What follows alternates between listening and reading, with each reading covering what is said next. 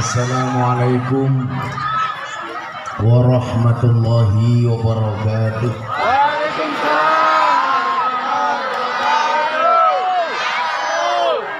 Alhamdulillahi rabbil alamin wa kafa.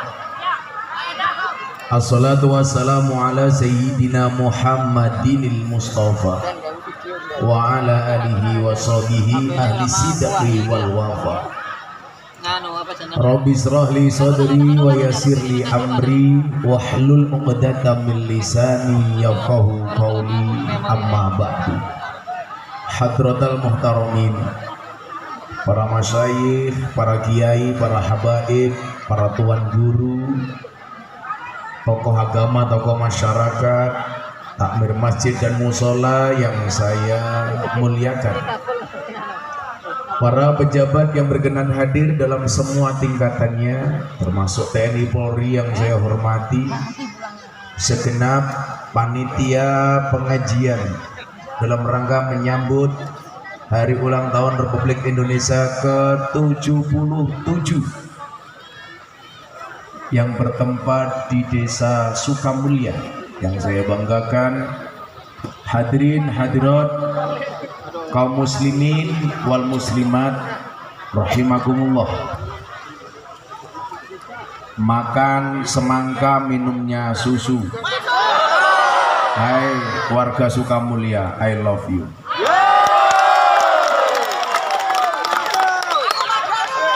Kalaulah tidak atas nama cinta, coba Anda bayangkan, saya berangkat dari Pangkalan Bun jam 8 sampai Sukamulya baru jam 3 dengan kondisi jalan yang lumpuh luar biasa.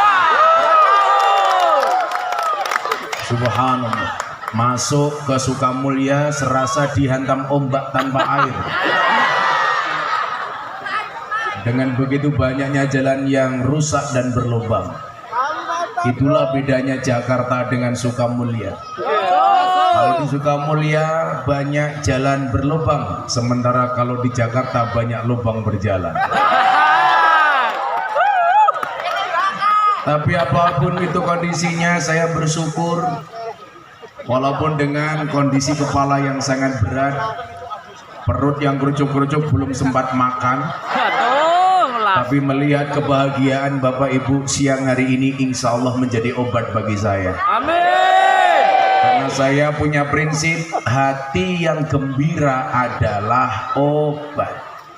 Bapak Ibu, orang itu biasanya kena masalah atau sakit disebabkan karena 4 hal. Yang pertama pola pikir, yang kedua pola hidup, yang ketiga pola makan, dan yang keempat kebanyakan pola. Termasuk yang kebanyakan pola itu yang di depan tidak mau duduk kebanyakan pola. Ayo sahabat dancer semuanya duduk saja. Ingat, mereka datang pengen melihat wajahku, tidak pengen melihat bokongmu.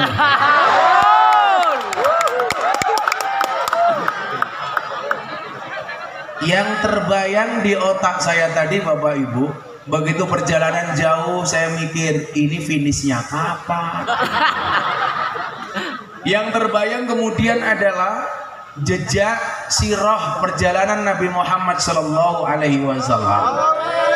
ketika beliau diperintahkan oleh Allah untuk hijrah dari Makkah ke Madinah. Baru 2 minggu yang lalu saya pulang haji. Saya naik kereta dari Mekah ke Madinah 2,5 jam. Kalau naik bis sekitar 5-6 jam. Baru 12 hari yang lalu. Saya doakan Bapak Ibu Sukamulya segera dipanggil oleh Allah Subhanahu wa Ta'ala.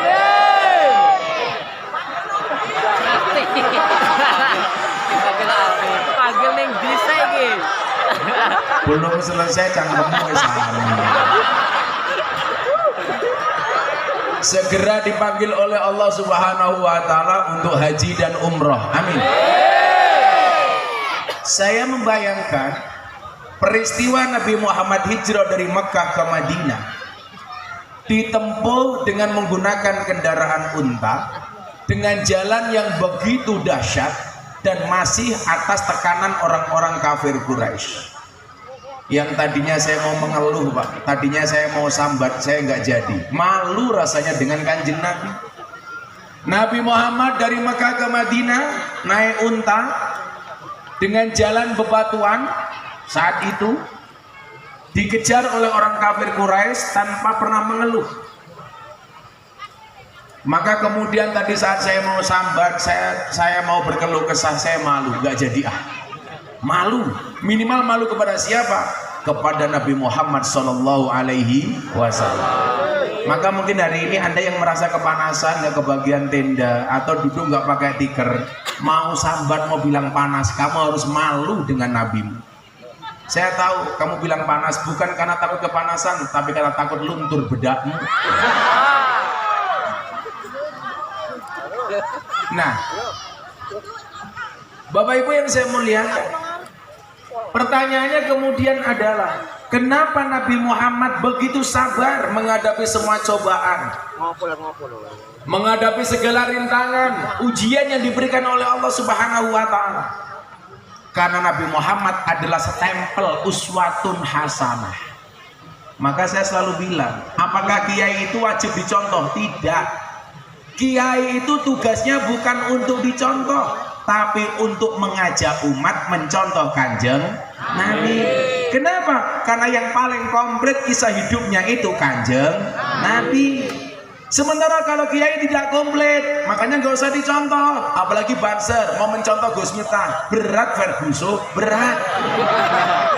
Saya ngajinya sama anak-anak artis, saya ngajinya sama anak-anak di lokalisasi, di klub malam bersama para londe-londe rahimakumullah. Kalau kemudian kadang kamu mau contoh berat, mungkin kamu mau masuk tapi nggak mau keluar. Keluar masuk. Jadi apa? Tidak harus dicontoh. Karena tugas saya itu ngajak Anda untuk mencontoh Kanjeng Nabi. Kenapa? Karena Kanjeng Nabi itu komplit. Dari masa muda sampai beliau meninggal, dari sebelum Nabi sampai menjadi Nabi, jadi rakyat sampai menjadi pejabat, Kanjeng Nabi komplit. Kanjeng Nabi pernah jadi pengembala, bisa kita contoh bagaimana beliau mengembala.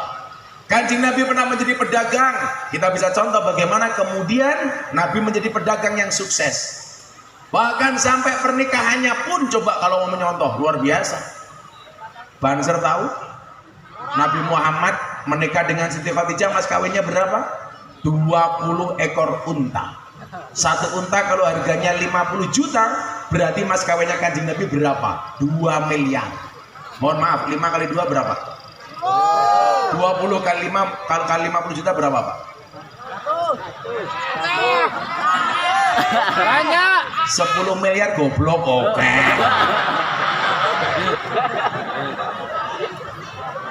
Coba Kanjeng Nabi, Pak, mas kawinnya ketika menikah dengan Siti Khadijah itu 1 miliar. Sama dulu ketika saya menikahi istri saya.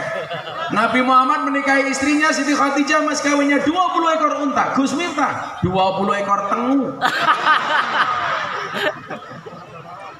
Maka mohon maaf, kalau mencari suri tauladan terbaik ya Nabi Muhammad, karena apapun bisa dicontoh. Maka yang namanya sunnah itu apa? Qauluhu wa af'aluhu, bahkan wa takriruhu adalah merupakan sunnah dari Kanjeng Nabi Muhammad Sallallahu Alaihi Wasallam. Makanya kalau nyontoh Kanjeng Nabi pasti berpahala. Kalau nyontoh kiai belum tentu berpahala. Cuman Kanjeng Nabi mengatakan, man akroma aliman fakot akromani. Barang siapa memuliakan orang alim, memuliakan kiai, maka dia benar-benar telah memuliakan aku, kata Kanjeng Nabi. Bagaimana cara memuliakan kiai? Dengan memberikan hidangan kopi. Nah, di sini nggak ada kopi.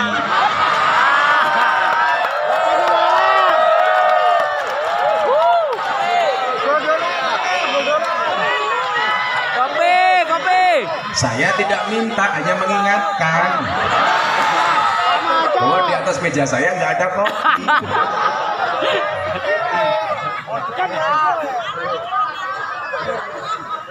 Kopi ini kental.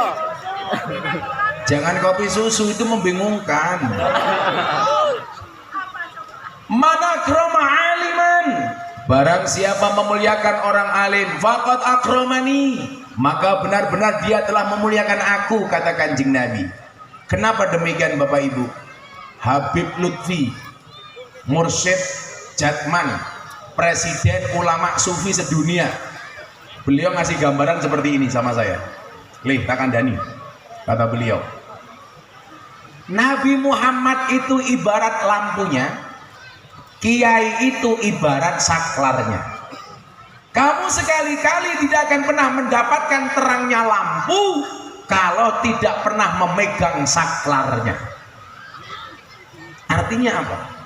Kamu tidak akan pernah mendapatkan kemuliaan dari Nabi kalau kamu tidak pernah memuliakan ahli warisnya. Siapa? Kiai. Maka Tuan Guru Sekumpul Al-Banjari, beliau mengatakan apa? Kita itu ironi jadi umat Islam. Ironinya di mana?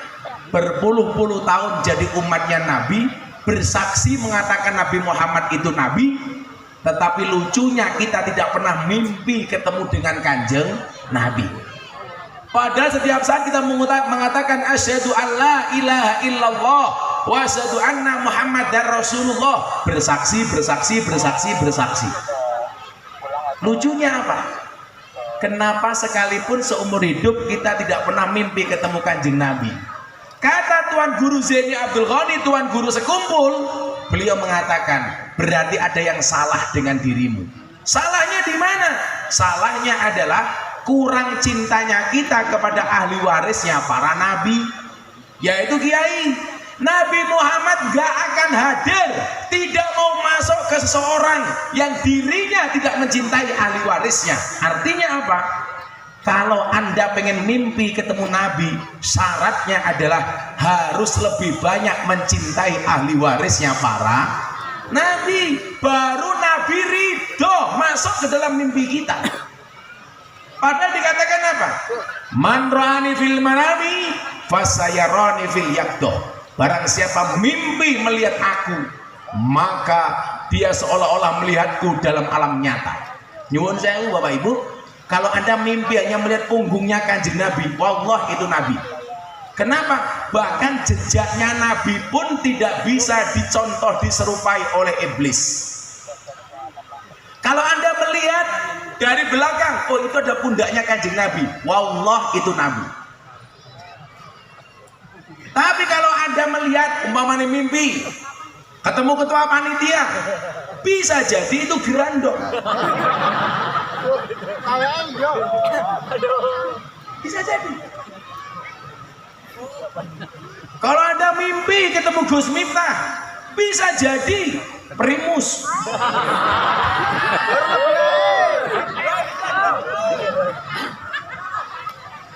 Maka benar-benar keterlaluan ketika ada kiai tidak disuguh kopi dan gak datang-datang.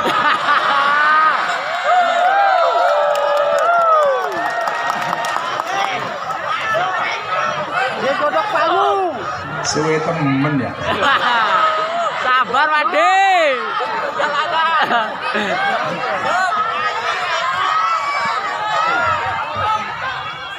Itu ada mbak-mbak, mbak ini ada apel ada anggur, kamu pilih apel apa anggur? Anggur. Itulah salahnya cewek. Anggur memang lebih mahal dibandingkan apel, tapi seharusnya cewek lebih milih apel dibandingkan anggur. Kenapa? Karena pada dasarnya cewek lebih suka diapelin, gak suka dianggurin. Codot, codot.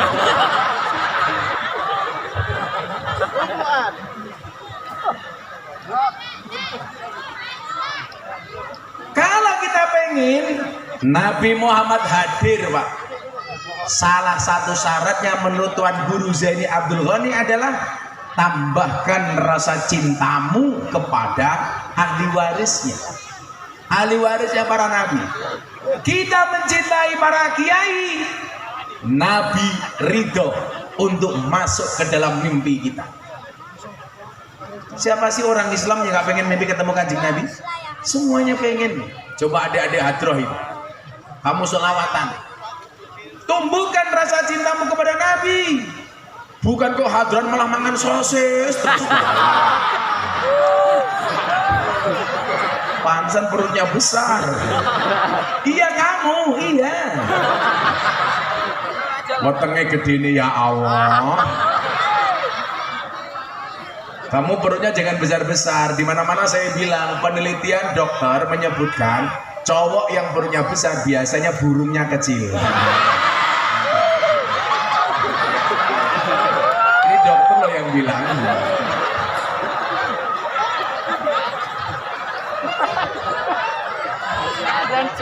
Kelihatannya pelutnya besar, begitu dibuka sarungnya kayak pentil. Iya kamu mangan sosis ya cangkemnya. Langsung dibuang sosis.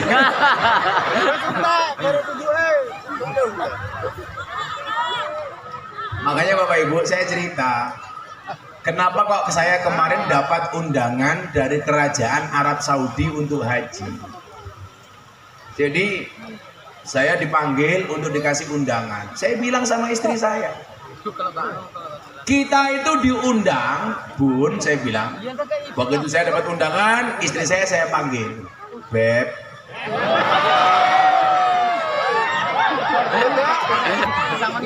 Saya kadang-kadang manggil istri saya Beb, kadang-kadang say. Saya itu bukan sayang, saya Nurrojim.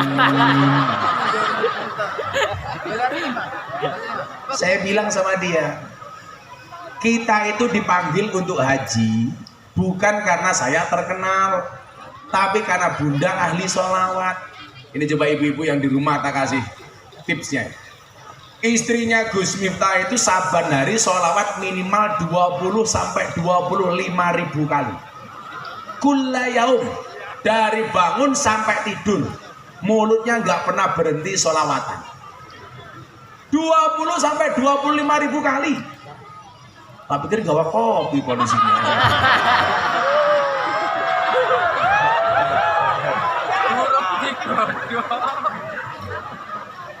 Polisi ini matanya gede temen. Berarti burungnya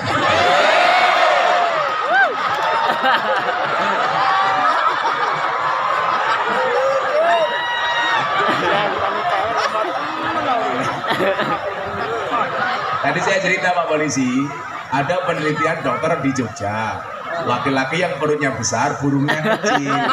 Sampai malah teko.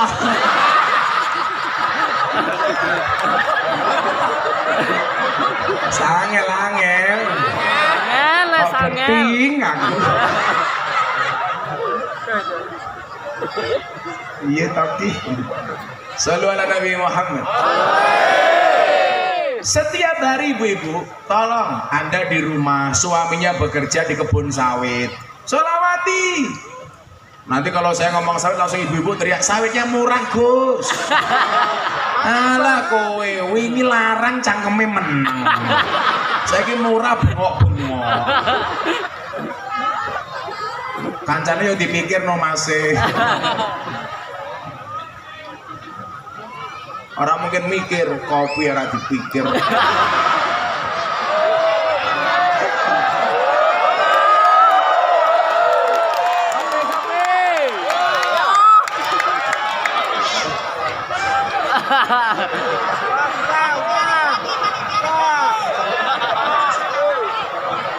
Lah ngenteni suwe gelas cilik.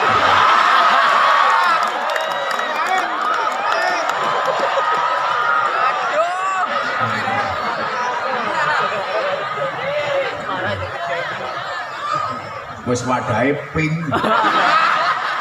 Ngono ngejak salam.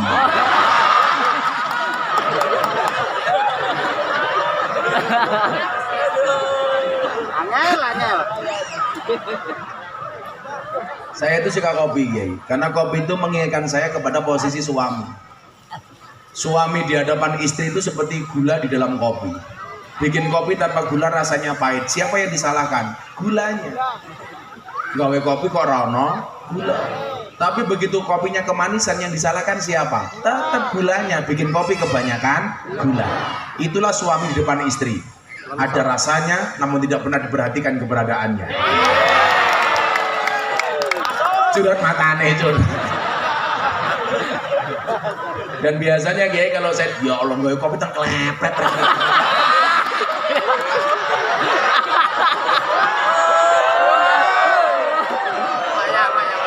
Gelas cilik teng klepret. Saya itu kalau dikasih kopi panas Kiai harus langsung diminum. Jangan pernah kamu sesali kopimu dingin. Kenapa? Karena ketika hangat tidak pernah kau hargai.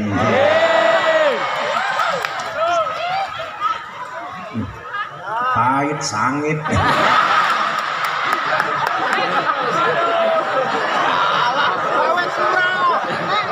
Kurang ajar. Dia ini cangkemnya tukang maidu. Sallu ala Nabi Muhammad. Ketika kita kemudian belajar peristiwa hijrah itu, berarti apa?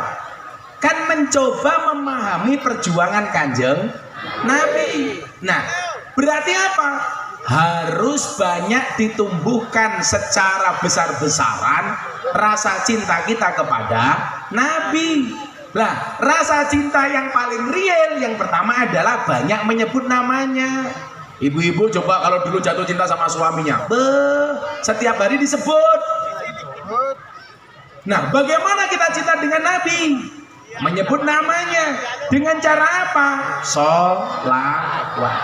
Maka gara-gara istri saya ahli sholawat, setiap hari membaca 25.000 sholawat, kita dapat undangan untuk ziarah haji. Kenapa? Karena cintanya istri saya kepada Nabi. Saya sudah haji berkali-kali, istri saya belum. Saya bilang, kamu daftar gak berangkat-berangkat. Terus gimana, Bah? Gampang, tambahi sholawatmu. Akhirnya beneran, Pak. Bojoku gitu tak keloni sholawatan. Dia ngapa meneh? Lah banyu putih nih Yogyo teh.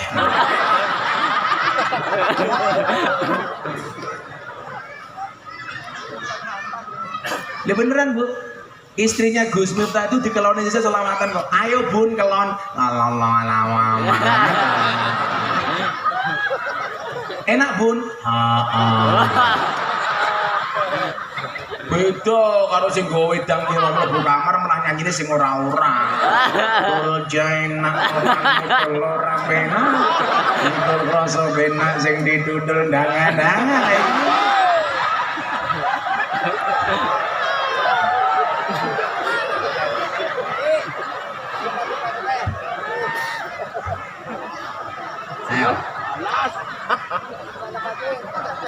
Maka apa? Saya berharap panasnya siang hari ini satu menjadi wasilah syafaatnya Rasulullah. Amin.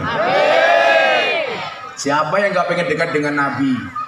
Coba dikatakan sama Nabi Muhammad SAW, yuhsarul mar'u ma'aman ahabba. Seseorang itu akan dikumpulkan bersama orang-orang yang dicintainya. Ini tempat baik, acaranya baik.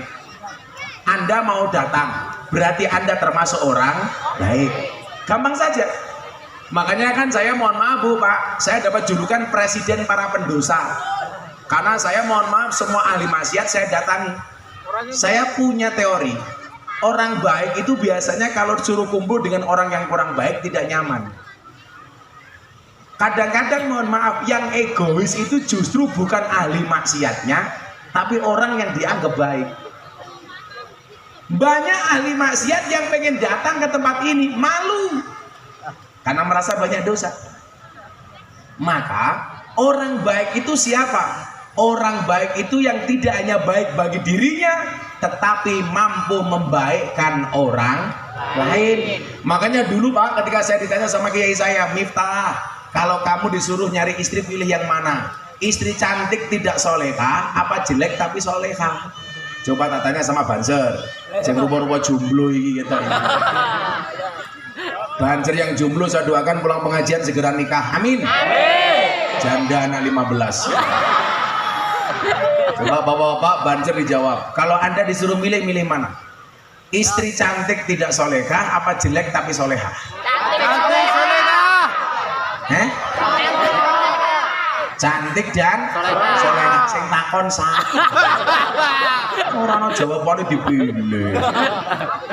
Kalau saya dulu ditanya sama kiai saya, Miftah, ya kiai, kamu pilih mana? Cantik tidak solehah apa jelek tapi solehah? Saya jawab, cantik walaupun tidak solehah. Kiai saya marah, alasan kamu apa? Saya jawab, ar-rijalu qawwamuna 'alan nisa. Laki-laki itu imamnya perempuan. Kalau istri saya cantik belum solehah, kewajiban saya sebagai imam menjadikan istri saya solehah. Betul. Tapi kalau istri saya solehah, jelek wajahnya, mohon maaf ya, menjadikan cantik mahal harganya.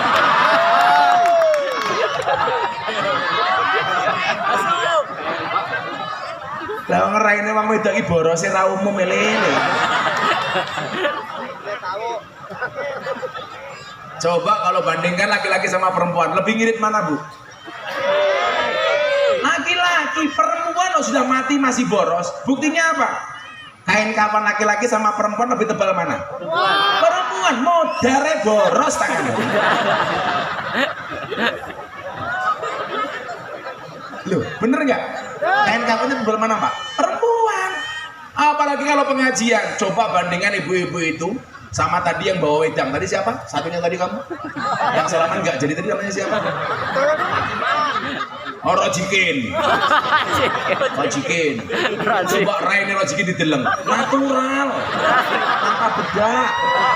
Paling sarungan tok, baju tok tanpa sempak.